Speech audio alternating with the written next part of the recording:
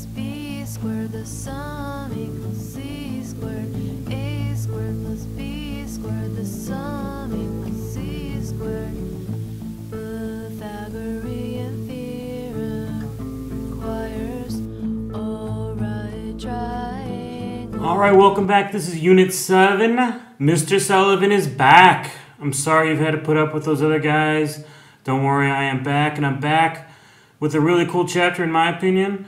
Starting off with one of the great all-time famous mathematical things, the Pythagorean Theorem and its converse. You probably know this one already, but we're going to do it anyway. Alright, this is famous in all sorts of ways. So, first of all, Pythagorean Theorem is named after a guy, Pythagoras. He was a math guy back in like 529 BC. So here it is, the Pythagorean Theorem. If you have a right triangle, so we have a right triangle here, A, B, and C. Now we're always going to say for this case, we have these sides. We're going to always label it across from angle A is side A, across from angle B is side B, across from angle C is side C. If you have a right triangle, then the sum of the squares of the sides of the triangle are equal to the square of the hypotenuse. Alright, so across from the 90 degrees is the hypotenuse. In this case, we're always going to label that C. Alright, this is the shorthand. This is the Pythagorean theorem right here. So if you have a right triangle, this is true. A squared plus B squared equals C squared. So if I square the lengths of these sides and add them together, it's going to equal the square, or squaring the hypotenuse. Okay, not the square root, but squaring it. A squared plus B squared equals C squared. Okay? We'll do a couple in a second, but take a look. A Pythagorean triple is a set of numbers that satisfies the Pythagorean theorem. The biggest number is always the hypotenuse. So these are common Pythagorean triplets, 3, 4, 5. So if you see these numbers, you automatically know it's a right triangle. It's gonna work. If you see 3 and 4, you know the third side is gonna be 5. If you see 4 and 5, you know the third side's 3. It's just automatic. 5, 12, 13, 8, 15, 17, 7, 24, 25. So in other words, 3 squared plus 4 squared equals 5 squared. 9 plus 16 equals 25. 9 plus 16 is 25. So yes, 25 indeed is 25. All right, so it's the side square that really matter there. Okay? All right, let's just get right into it and try some here. So let's find the missing side, round it to the nearest tenth. So again, always across from the 90-degree angle is our side we have by ourselves. So we're doing A squared plus B squared equals C squared. I know that this is C. Doesn't matter which is A and B really, so I'm going to do X squared plus 9.4 squared equals 14 squared. Alright, let's do this out. 9.4 squared is 88.36. And 14 squared is 196. If I want to get x squared by itself, I have to subtract 88.36 to the other side, and I get 107.64, or excuse me, just 0.6. My bad. Alright. And if I then, oh no, that was right, 0.64. If I then need to get the x by itself, I have to square root it. Now this time it said leave as around the nearest tenth, so I'm not going to do anything fancy. I'm just going to put in my calculator, square root 107.64, and I'm going to get 10.37. Around the nearest tenth is 10.4. So you need to watch the directions. Sometimes it's going to say nearest tenth. If it does, hey, not a problem. Just round it nearest tenth. Sometimes it's going to say this. It's going to say leave in simplest radical form. Chapter 8, Unit 7, you're really going to need to remember your radicals. That's why we've been doing them. All right. So this is my C because it's across from the hypotenuse, or it's the hypotenuse. It's across from the 90. So 8 squared plus x squared equals 12 squared. 64 plus x squared equals 144. I want to get x squared by itself. I have to do the opposite and move 64 to the other side, and I get 80. So 144 minus 64 is 80. All right, and I'm going to take the square root. The square root of 80, well, that's going to be the square root of 16 times 5. And the square root of 16 is 4 radical 5. So x would equal 4 radical 5. All right, you can see you're going to need to remember those radicals. All right, before we move on to the converse of the Pythagorean theorem, this theorem's so famous that it's in a lot of really popular movies and stuff. So watch these two clips. One's from The Wizard of Oz, all right, and then The Simpsons right after it. Now, both of these people are wrong. This is not the Pythagorean theorem, but in the Simpson clip, he actually corrects himself. Why, anybody can have a brain. That's a very mediocre commodity. Every pusillanimous creature that crawls on the earth or slinks through slimy seas has a brain. Back where I come from, we have universities, seats of great learning, where men go to become great thinkers. And when they come out, they think deep thoughts, and with no more brains than you have. But they have one thing you haven't got, a diploma.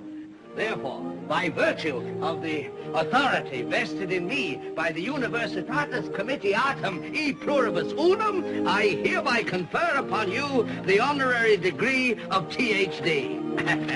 Ph.D.? That's Doctor of Thinkology. Sum of the square roots of any two sides of an isosceles triangle is equal to the square root of the remaining side. Oh, George, rapture!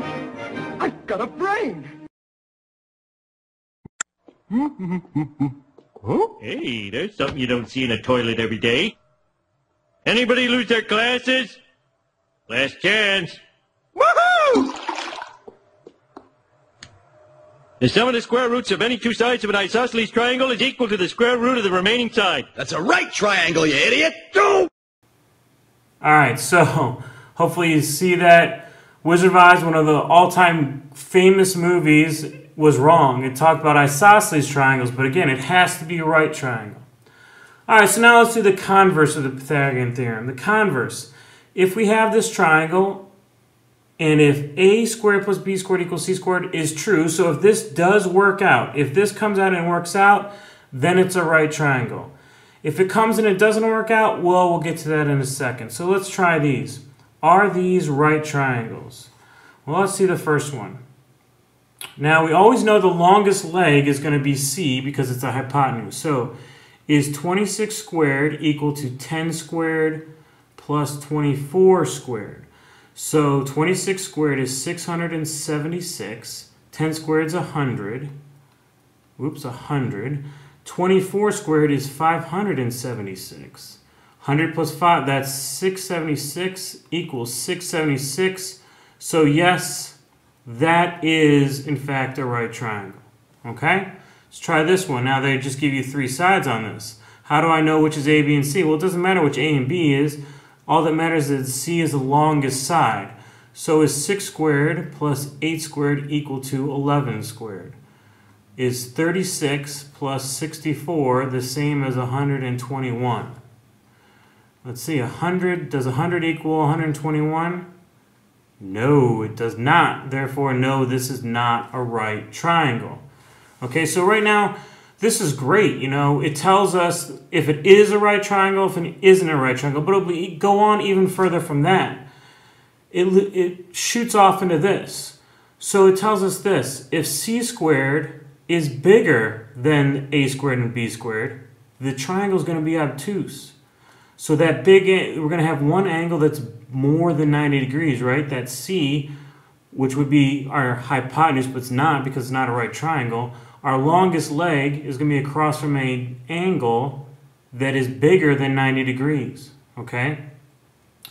Likewise, if c squared is less than a squared plus b squared, then we have an acute triangle. So all three angles are less than 90 degrees. So let's take a look here. Over here, we had the c squared was bigger than. So when c squared is bigger, that means this is going to be obtuse. Okay? See if we can try another one. So tell whether these are acute, obtuse, or right. So again, 15 squared, biggest one's all by itself, is 15 squared equal to 5 squared plus 12 squared. If it's equal, then it would be a right triangle. So, you know, sometimes you want to put this. So 25 plus 144, 225, and this is 169. Well, this is bigger than 169. Therefore, this is going to be obtuse. And Mr. Sullivan cannot spell or write. I'm sorry. Let's try this one. How about 10 squared plus 12 squared?